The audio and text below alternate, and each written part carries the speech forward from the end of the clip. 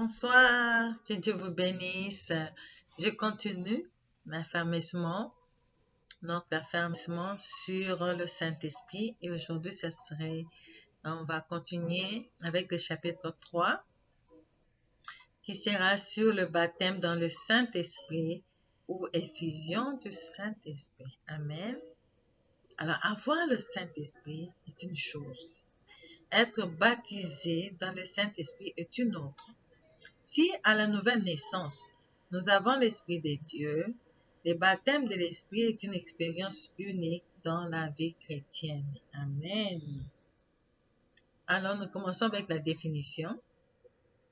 Le baptême du Saint-Esprit n'est pas une faveur qu'on mérite, ni un certificat de maturité spirituelle, et moins encore un luxe destiné à quelques-uns. Acte 2, 38 à 39. Nous allons lire ensemble. Prenez votre Bible.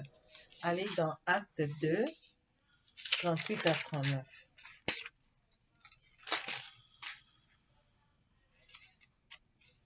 Acte 2, 38 à 39. J'ai trouvé, je vais lire au nom de Jésus-Christ.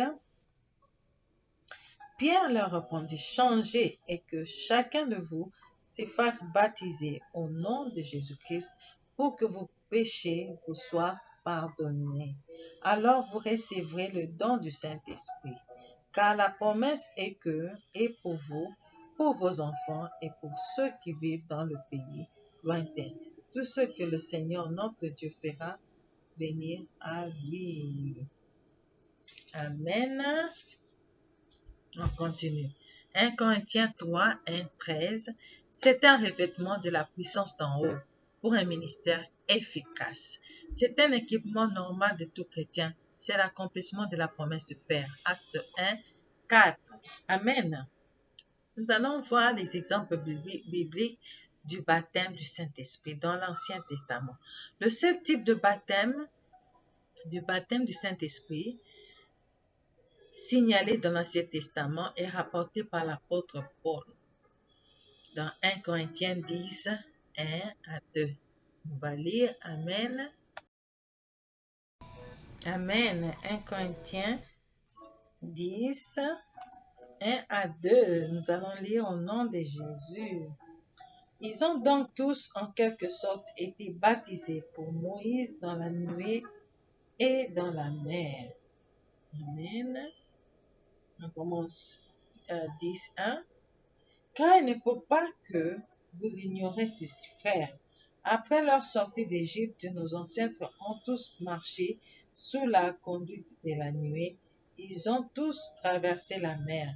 Ils ont donc tous en quelque sorte été baptisés pour Moïse dans la nuée et dans la mer. Amen. Gloire à Dieu. Amen. Et puis, on nous dit aussi que dans le Nouveau Testament, nous pouvons voir quelques exemples dans la promesse du Père, dans Joël 2, 8, 28, l'affirmation de Jean-Baptiste, Matthieu 3, 11, Marc 1, 7 à 8, la confirmation de Jésus-Christ, Acte 1, 5. Je vais aller dans Acte 1, 5. Amen. Nous allons lire, gloire à Dieu, Acte 1, on dit Acte 1, 4 à 5. Or, un jour qu'il prenait un repas avec eux, il leur recommanda de ne pas quitter Jérusalem, mais d'y attendre que son Père leur accorde le don qu'il leur avait promis. Amen. C'est le don que je vous ai annoncé, leur dit-il. Car Jean a baptisé dans l'eau, mais vous, c'est dans le Saint-Esprit que vous serez baptisés dans peu de jours. Amen. Amen. Nous allons continuer. Nous avons parlé dans l'Ancien Testament, on a parlé des exemples, dans le Nouveau Testament et dans l'accomplissement de sa promesse. Les disciples, on a dit les disciples reçoivent le baptême dans le Saint-Esprit le jour de la Pentecôte. Acte 2, 1, 4, Acte 8, 14 à 19. Saül de Tarse, devenu Paul. Acte 9, 17. Corneille et sa maison, Acte 10, 44 et 46, et puis les Éphésiens, Acte 19, 1, 6. Alors nous allons voir les signes du Saint-Esprit, le parler en langue, la plénitude du Saint-Esprit et puis la prophétie dont nous en avons parlé un peu avant ces chapitres. Les conditions pour recevoir le baptême du Saint-Esprit. 1. La repentance. Avoir une nouvelle naissance. Amen. Avoir soif du Seigneur et de son Esprit Saint. Saint-Esprit.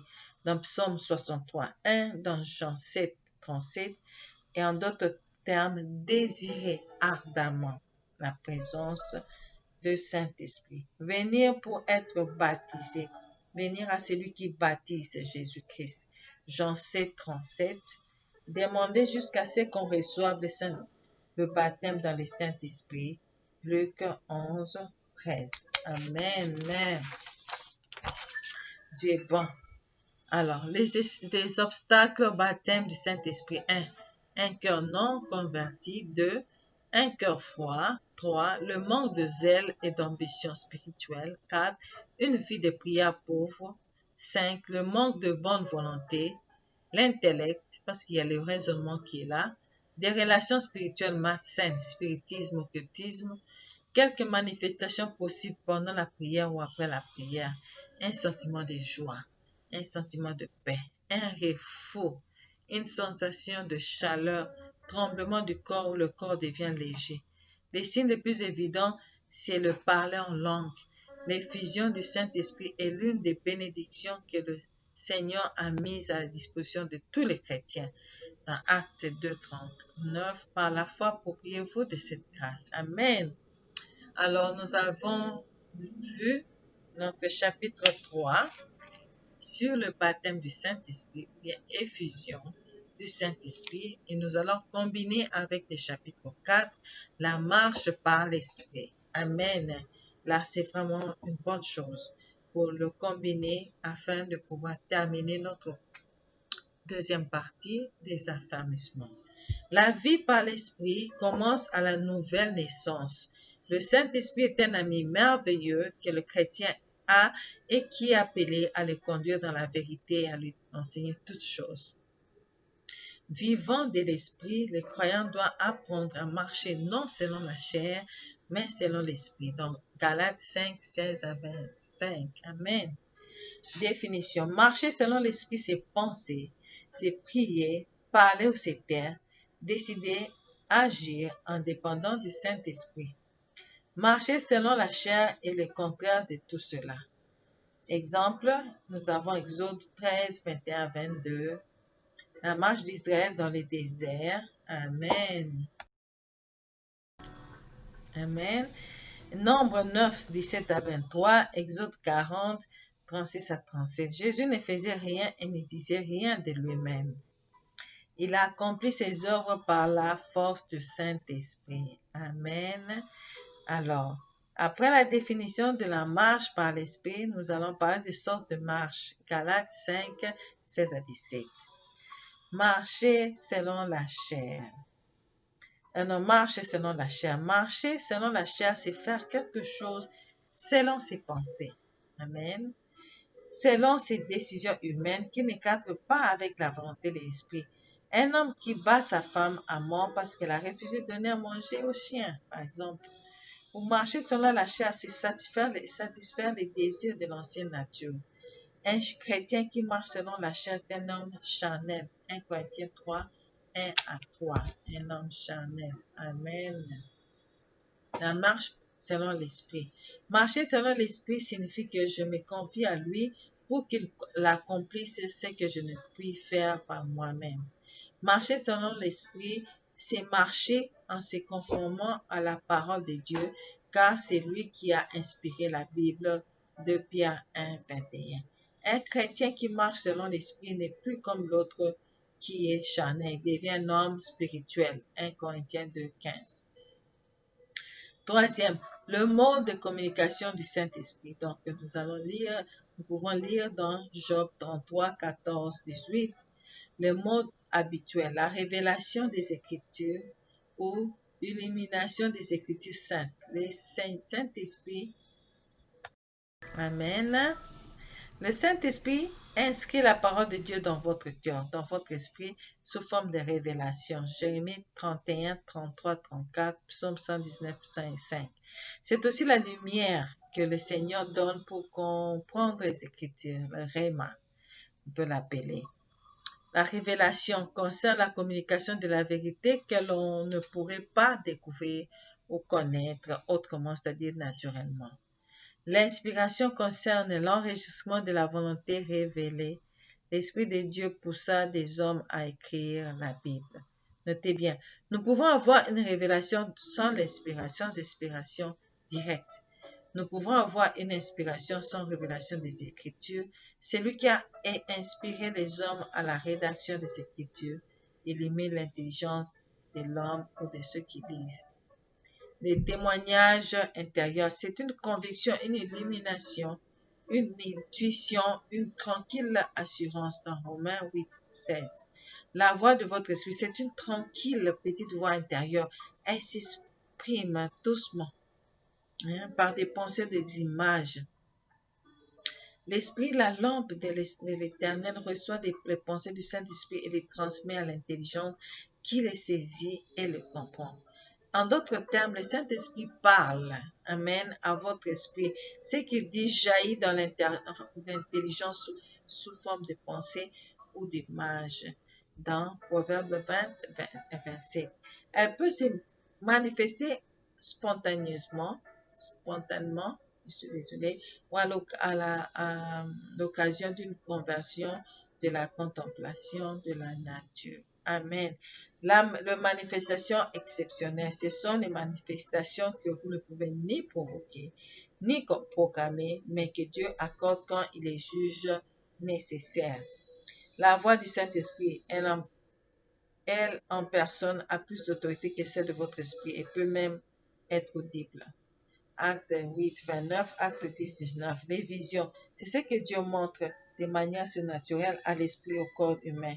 Dans Acte 26, 13 à 18, Saül sur le chemin de Damas, Moïse et les buissons ardents, Exode 3, 3, Acte 2, 17. Amen. Amen. Dieu est bon. On continue toujours. Les songes, c'est ce que Dieu nous montre pendant notre sommeil. En rêve, nous voyons Joseph, Genèse 37, 5 à 10, Pharaon qui a eu un rêve, Genèse 41, 1 à 14, et puis aussi des images dans Matthieu 2, 12, les apparitions d'anges. Dieu se sert parfois des anges pour transmettre des messages. Par exemple, l'annonce de la venue de Jésus à Marie dans Luc 1, 26 à 38, le réconfort apporté à Jésus au désert, Matthieu 4, 11, Hébreux 1, 14. Amen. Des conditions maintenant pour bien écouter le Saint-Esprit. A. Premièrement, être sensible au Saint-Esprit. Amen. C'est un ami discret, délicat qui ne s'impose pas. B. Être disponible au Saint-Esprit. On peut avoir des oreilles et ne pas comprendre parce qu'on est branché ailleurs. Et là, savoir entendre. Le Seigneur répond immédiatement quand c'est nécessaire, mais le plus souvent, il nous éclaire progressivement. Il faut savoir attendre le temps de Dieu. Nombre 9, 8. Amen. Les obstacles à la marche par l'esprit, c'est la chair. Et c'est le monde et les diables. La chair, la Bible oppose la chair à l'esprit. Galates 5, 17. La chair, la nature adamique déchue, elle est la principale de mal qui est dans l'homme. Les mondes. Amen. Les mondes, ces mots peuvent signifier les pécheurs rebelles qui se détournent de Dieu et refusent sa grâce. Dans Jean 17, 14, 1 Corinthiens 15, 33. Le présent siècle est son système de mal dont Satan est le prince. Jean 14, 30, 1 Jean 5, 19, 2 Corinthiens 4, 3, 4. Les diables, c'est l'ennemi acharné de Dieu et de l'homme. Il cherche à séduire les chrétiens par la ruse. Depuis qu'il a été dépouillé sur la croix, il se sert de la chair et du monde contre les enfants de Dieu. Les chrétiens doivent résister au diable par une foi ferme. 1 Pierre 5, 9, Jacques 4, 7. Le diable n'est qu'un ennemi dépouillé. Colossiens 2, 15. Amen. Dieu est bon, Dieu est bon. Donc, nous sommes arrivés à la fin et c'est resté le chapitre 4, les fruits du Saint-Esprit. Amen. Donc, juste pour le Saint-Esprit, nous avons eu 5 chapitres. Et là, c'est le dernier chapitre sur les fruits du Saint-Esprit. Le chrétien doit manifester les fruits du Saint-Esprit dans sa vie de communion avec Christ. Les dons sont la manifestation de la puissance de Dieu, tandis que les fruits manifestent le caractère de l'homme. Les fruits ont un caractère permanent. Ils produisent et nourrissent tout au long de notre vie. Définition. Les fruits du Saint-Esprit est le caractère de Christ qui se manifeste dans la vie du croyant qui marche selon l'Esprit. Il est le signe de la maturité chrétienne. La manifestation du fruit du Saint-Esprit. Les fruits du Saint-Esprit se manifestent dans notre comportement et dans nos actes sous forme de l'amour, la joie, la paix, la patience, la bonté, la bienveillance ou la bénignité. L'amour, c'est le fruit principal du chrétien. En quelques 3 termes sont employés pour définir l'amour. Eros, c'est l'amour, le désir sensuel. Philéo, l'amour désintéressé qui prend soin de l'homme dans la patrie. Agapao, l'amour profond qui fait appel à l'amour divin. Jean 14, 21. La joie. La joie, c'est l'expression de la satisfaction intérieure qui diffère du plaisir et n'est pas liée aux choses extérieures. La paix, c'est la sécurité de l'amour. Romains 5, 1. Elle ne dépend pas des circonstances. Philippiens 4, 16 et 7. Excusez-moi. La paix, la patience, c'est l'indulgence de l'amour. C'est la tolérance. Elle vient de l'espérance dans la confiance et nous rappelle nos propres faiblesses. La bonté, c'est le caractère de l'amour. L'amour est bon. Ce n'est pas penser du mal de quelqu'un, c'est l'ami du bien. 1 Jean 3, 18. La bienveillance ou la bénignité, c'est les sentiments par lesquels on veut du bien à quelqu'un. C'est la disposition favorable envers une autre personne. 2 Corinthiens 6, 6, 18. Amen. Amen. Dieu est bon, Dieu est bon. Nous sommes à la fin. La fidélité, c'est la confiance de l'amour, c'est le respect des engagements, la conformité à la vérité. 1 Corinthiens 1, 9, Apocalypse 3, 14. La fidélité. La douceur, c'est l'humilité de l'amour. Elle n'est pas à confondre avec la timidité, ni avec la faiblesse d'esprit. Mais c'est une qualité morale qui porte à ne pas heurter autrui de front. Matthieu 5, 5. Matthieu 5, 11, Matthieu 11, 29 et puis Philippiens 4, 5. La maîtrise de soi, c'est la victoire de l'amour. C'est la capacité de se contrôler, de se dominer. Dans Proverbe 16, 32, 2 Pierre 1, 6. Donc, 3. Les résultats du fruit du Saint-Esprit. Nous serons de plus en plus conformes à l'image de Christ, de Jésus. Ce serait la consécration totale de notre personne, de notre être, de nos biens du Seigneur. Notre vie de prière augmentera de puissance. Notre étude personnelle de la Bible prendra une nouvelle dimension. Nous serons préparés pour la lutte dans le monde, la chair des diables. Nous serons équipés pour le ministère en tant que chrétiens.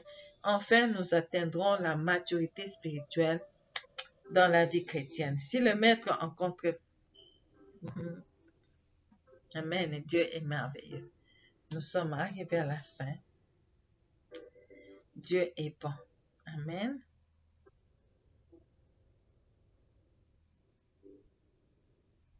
Dieu est bon. Je viens te dire merci, Papa, parce que tu m'as donné ces fardeaux pour affermer les autres et je l'ai fait. Je remets ma vie car c'est toi qui es le pourvoyeur. C'est toi qui es le guérisseur. C'est toi qui es le médecin par excellence. C'est toi qui penses les plaies. C'est toi qui donnes la joie.